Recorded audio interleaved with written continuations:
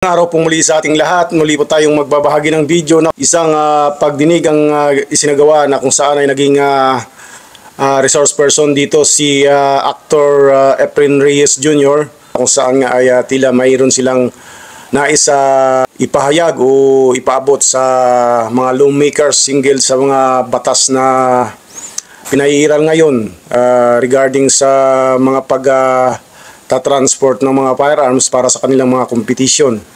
At yun ang naging concern dito ni Efren Reyes Jr. na ito nga isa sa mga leader ng mga gun club group na ito sa ating bansa. So, bago natin pagpatuloy ang ating pagbabahagi sa video na ito, kung hindi ka pa nakapag-subscribe dito sa ating channel, pindutin lang ang subscription button at notification bell para updated ka sa mga video ang ina-upload dito.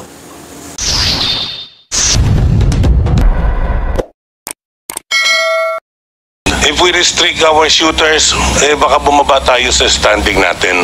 Mr. Reyes, I would like to disagree with you. Nalilimitahan po yung ibang mga shooters Hindi na natin. nalilimitahan nun. Nanalo na nga sila eh. Ikaw na mismo ang nagsabi.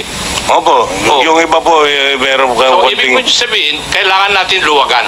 Luwagan lang po natin. Bakit po? Ha? Dahil nalilimitahan po yung mga competitors natin. It's limited by law. Bakit po natin luluwagan? What is your logic behind that? Logic Kasi being... I cannot concur with your statement as a lawmaker. Yes, sir. Why do you have to loosen the law for you to win again? So, Mr. Efren Reyes, kasamahan ko sa pelikula. Ilan ba napatay mo sa pelikula using licensed Ilang firearms? beses na akong pinatay. Good morning, Mr. Chairman and Your You are Honor. now recognized, Mr. Efren Reyes Jr. Go ahead. Thank you po. As a representative of Philippine Shooters and Match Officers Confederation headed by former TESDA Secretary Suharto Mangudadatu, former Congressman too. I'm being the Vice President External of PSMOC. The position right now is I agree with mostly of all their resentments and with regards to the mga bills na they're trying to pass, and the position right now for PSMOC is the shooters, ever since the enactment of the RA 10591, we have been what you call this disenfranchised. Nawala na po ang karapatan ng mga shooters with regards to permit to transport. Before, we were enjoying permit to transport na mga 6 months, even yung iba nga mga binibigyan pa ng 1 year na permit to transport to all firing ranges in the Philippines, for including practices and competitions. Ngayon, we are merely limited to 5 days for every competition. Wala pang, hindi, kung magpa-practice ka, kailangan pang kumuha ng permit to transport ulit. Masyadong nalilimitahan yung galaw ng mga shooters natin, where in fact our shooters also represent the Philippines in world competitions. By limiting our practices and competitions, nahihirapan tayo sumali. But in fact, lately we have been champions in world shoot. Mr. Topacio, saan yun? 1, 2, 3, sila ang tatlong pan-Pilipinas lahat ang nanalo. Australasia ba? We are one of the best shooters in the world. If we restrict our shooters, baka bumaba tayo sa standing natin. Yun lang po ang request ng PSMOC for this time. Mr. Reyes, I would like to disagree with you. Wala pa naman itong mga batas na ito nung nanalo ng 1, 2, 3, di po ba? Ito Wala na pa po. naman eh. It's the present law kung bakit nanalo yung ating mga competitors na sinasabi mo. why would you say na hindi naman nanalo kung ipapasa natin itong mga bills na ito? What is your By limiting, nalilimitahan po yung ibang mga shooters Hindi na natin. nalilimitahan nun. Nanalo na nga sila eh. Ikaw na mismo ang nagsabi. Opo, Oh. yung iba po, meron So, ibig mo konting... sabihin, kailangan natin luwagan. Luwagan lang po natin. ang Bakit konti. po? Ha? Dahil nalilimitahan po yung mga competitors natin. It's limited by law. Bakit po natin luluwagan? What is your logic behind that? Logic Kasi being... I cannot concur with your statement as a lawmaker. Hindi kasi I yung cannot. iba po, binibigyan lang po ng permit to carry na with 500 rounds. Nanalo na nga sila with that eh. Yes, sir. Why do you have to loosen the law? For you to win again? Or to maintain. Maintain lang po Yan. natin. Siguro yan. That's why I do not Ilagay lang agree po with your natin. point, Mr. Reyes. Kasi nga po, yung mga nakaraang mga chief PNP po, I'm not mentioning na, napunta po sa chief PNP ang pagbibigay ng permit to carry sa mga sport shooters wherein we do not carry. We merely transport the firearms. Hindi. Ang point ko, Mr. Reyes, with the Opo. present law, nanalo na kayo ng 1, 2, 3. Yun ang sabi mo eh. Opo. Tapos ngayon, luluwagan para magkaroon kayo ng 5,000 na ammunition for one. Kasi limited to 500 according to the law. The 500 is for the transport of the firearm, of the ammunition to the range. Yes. Yung 5,000... That is not enough. The 500, usually po, 500 is kung minsan kinukulang pa ang shooter sa firing range for a competition. Yung PNP, do you agree with that? That 500 is not enough for practice? For one practice session?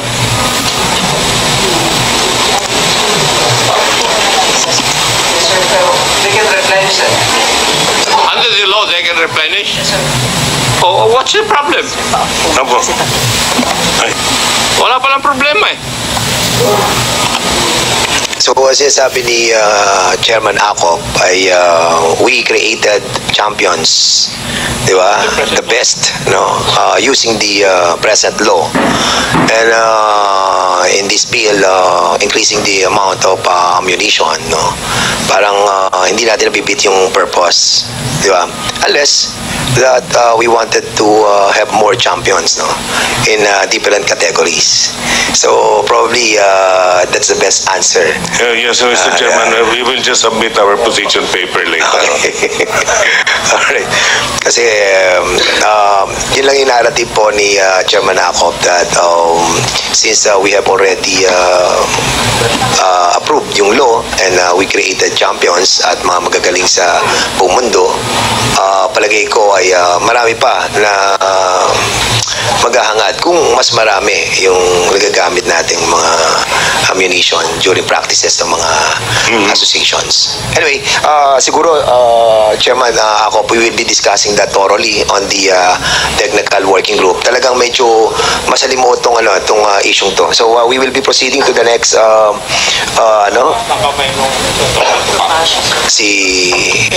Mr. Topacio, are you raising your hand? Yes. Okay, go ahead, please. Mr. Chair, to answer the question lang of the good Congressman Acop, I think si Mr. Reyes hindi niya masyado explain. A lot of these shooters during the gun ban and most of the time when they practice, a lot of them are in the US because in the US they don't restrict ammunition. If you talk to any shooter here in the Philippines, especially those who compete abroad, I mean, my brother is part of the national team for shotgun and he can only bring a certain amount of rounds during practice rounds. The minimum amount of ammunition, if you want to train competitively, if you want to go to the World Cup, if you want to join the Olympics or the SEA Games, is at least 1,000 to 1,500 rounds a day. And we are only being allowed, I believe, if you're a sports shooter, 500. And during that time, Mr. Chair, even if you replenish, it takes probably a week at most to get a permit to transport. Whereas if you're a competitive shooter and you're representing the Philippines, you would need to practice almost every day if possible. So I think that is the reason why these proposed amendments are being kaya siya linalatag po sa inyo, Mr. Chair. It's not only to allow yung amount of ammunition to be owned, but also most of the reason is because sport shooters really need to practice with a lot of ammunition. And bear in mind po, Mr. Chair, with the increase of ammunition na pinopropose po dito sa House Bill, from what we understand, this does not only include the civilians. Because as gun stores po, whenever we sell ammunition, even to law enforcement, may it be the PNP, NBI, PDEA, AFP, when they buy ammunition in their personal capacity, we can only sell them 50 rounds. Okay, that's understandable. Now, medyo, before, sige, Congressman Akop din, Congressman Plato. Kasi yun lang ang provided for by law and you have to abide by that. Di ba? That is what the law says. Otherwise, criminal cases will be filed against you. Yes. You violate that. Yes. That's why we support the amendment nga po, Mr. Congressman. Thank you po. Alright, so we will be medyo umiinit na ang ating discussion, and that's the reason why we need to create a technical working group on this matter. Kasi medyo contentious yan. Pero because we have an existing law and we have to follow it, and that's the reason why meron tayong amendments na gagawin natin. But of course, it will be also debatable on the technical working group. Congressman Plato, go ahead. Mr. Chair, thank you, Mr. Chair. Ito lang question ko, I would like to direct Mr. Chair sa mga gun owners, itong mga gun clubs. Mr. Chair, yung bang Mr. Reyes, meron ba kayong mga, tuloy ba yung mga continuing seminar tungkol dito sa mga, kasi nangyayari dito sa umpisa lang ang seminar. May lisensya 5 or 10 years ng license ngayon. Dapat siguro may continuing para sa mga storage practices, yung mga tungkol sa updated laws and regulations, at saka yung mga conflict resolution techniques and responsible handling of firearms in various situations. Meron ba tayong ginagawang seminar o doon lang sa umpisa? Sa umpisa lang ba? Meron naman po mga gun ownership na mga nagpapaseminar. Sino ba yung mga nagpapaseminar sa responsible gun ownership? Merong isang group na kina 5-0 ba? Yeah, unfortunately 5-0 is not here to what do they call the group?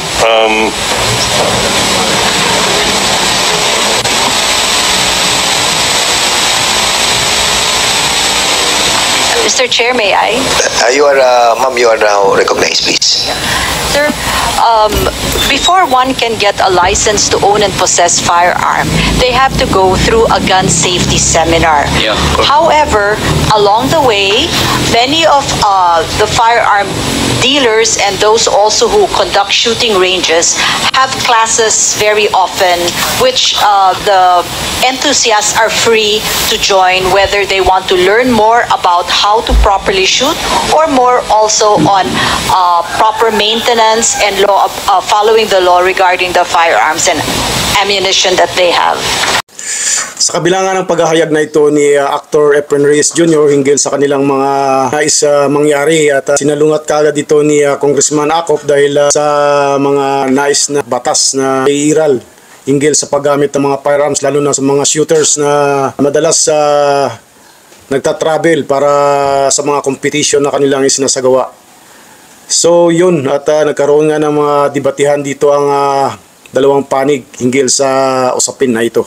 Kung nagustuhan mo ang video na ito, paki-share at like na rin, at kung nais mong magpahayag ng iyong opinion, komento o reaction, i-comment lang sa comment section sa video mismo na ito. Hanggang sa muli, marami pong salamat, mabuhay po kayo and God bless po sa ating lahat.